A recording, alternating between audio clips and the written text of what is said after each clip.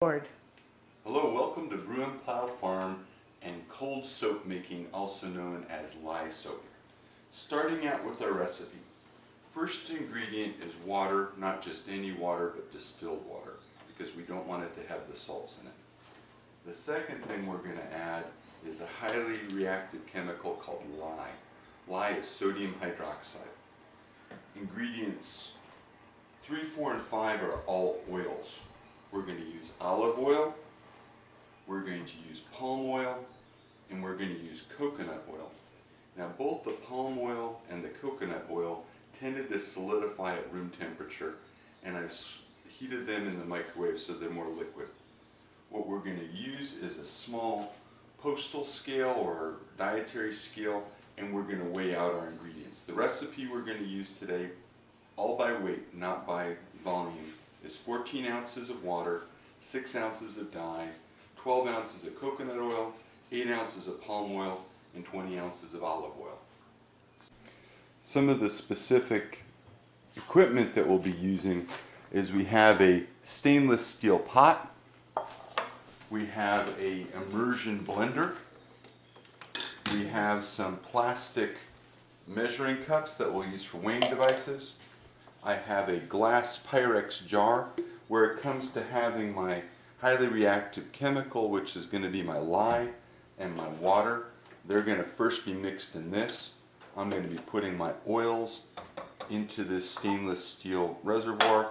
We'll then mix them together and use the blender. We're also going to be using a little bit of red dye specifically designed for soap and a little bit of fragrance. In this case, we're choosing patchouli. So in using the scale, first we've set it up shifting from metric to English units, so we set it up to ounces. We've placed our weighing vessel, and then we do what's called tare, so it zeroes it out. So the first ingredient I'm going to measure is my olive oil, which I'm going to want 20 ounces or a pound 4 ounces. So we'll just add this into the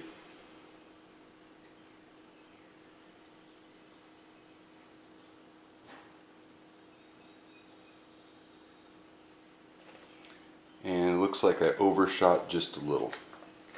Stop. Next I'm going to do the 12 ounces of coconut and the 8 ounces of palm, and I'm going to actually add those together because they're all going to be mixed together. So we're going to go 12 ounces,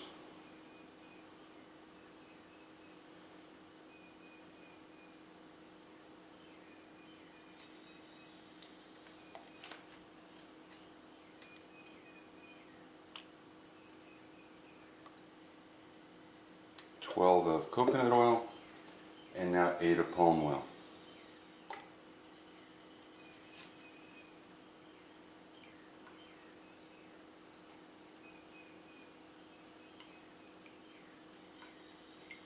And stop. So to measure out the 6 ounces of lye, I actually find measuring it into the glass container as opposed to putting it in the plastic and having to transfer it.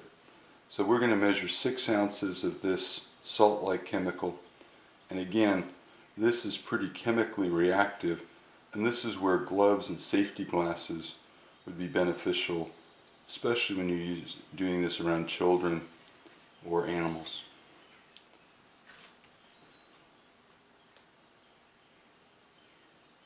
So that's my 6 ounces of lye, and then I was going to add water. Now one of the things about the water in the recipe is we're going to take a little bit of the water from the recipe out because we're going to use it to add our coloring to.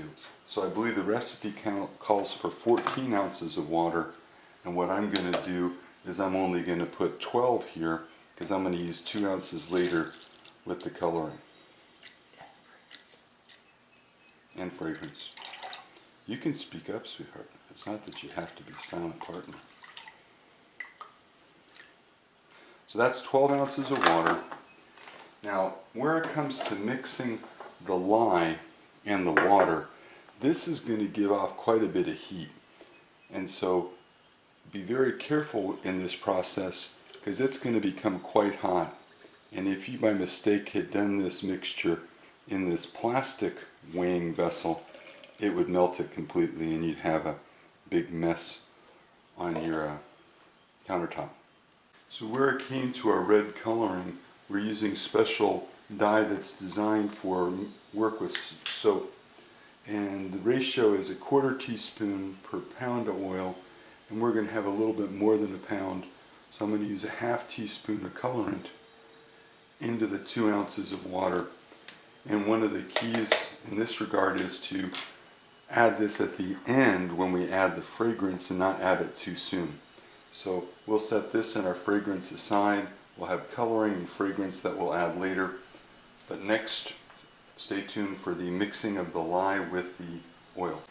So what I'm going to do now is, you can see in my stainless steel pot how I have the 3 oils mixed together.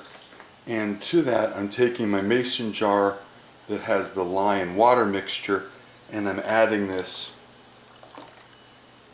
And now the process of soap making is starting. Now, one way that you can mix this is with a standard tool, but the immersion mixer is going to make this faster. And so it'll take about half the time, and what we're looking for is a change in the consistency of the liquid,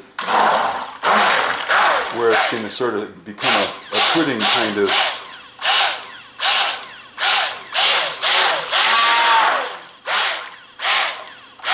And you have to be careful with this not to let it out of the mixture, otherwise you get a mess all over the kitchen, which in theory would just be soap, but tends to be a little bit harder to clean up than you'd like, though what I found is not quite as hard to clean up as beeswax.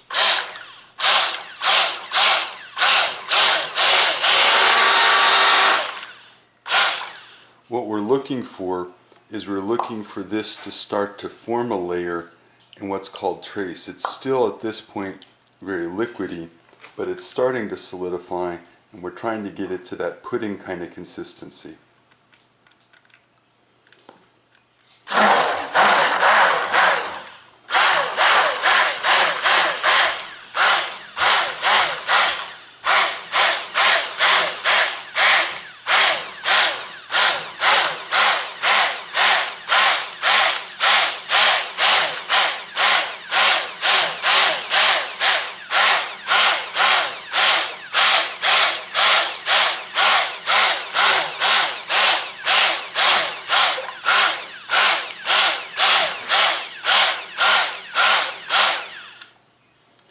And I would say it's just starting to do what they would call trace. So now that I've reached this chemical point that I would call trace, I'm going to add my fragrance, the patchouli oil. We're going to add about half a bottle of that. And we're going to add our coloring, which really doesn't mix as well with water because it's designed to be more of a soap-based dye. And we'll add that together. And now we'll continue the chemical reaction where the fats are becoming salts of the fatty acids, which is the soap making. And we're seeing that pretty red color.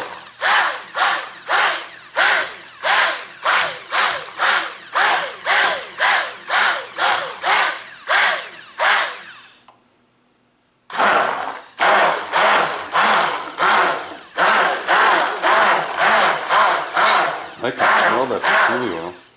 Can you smell the patchouli oil? Mm-hmm. So what I'm going to do next is I'm going to take this pudding kind of mixture and I'm going to put it into our plastic molds. And while this is, I think, slightly warm to the touch because of the chemical reaction, it's not so warm that it's going to melt these plastic molds.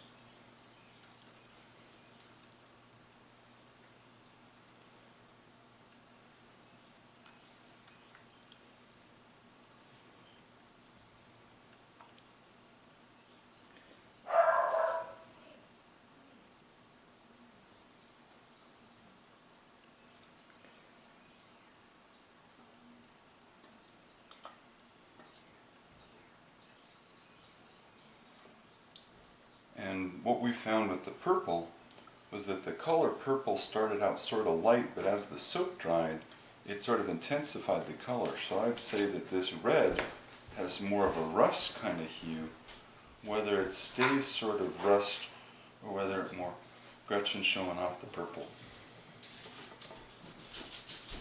And this sort of has a cake frosting kind of texture. And what we'll typically do is we'll leave our soap in the molds for a day, then we'll cut them out of the mold. But we'll be a month before the soap is fully cured and ready for use. And that's to finish the chemical reaction with the lye, correct? Yeah. So a little bit of texture there, and when Gretchen's become an expert of taking a potato peeler and treating the surface of things to try to get the Roughness out. edges smooth. So normally you would just clean this with now water, because it's going to be soap and water, because this is going to be soap, but we're going to make a second batch.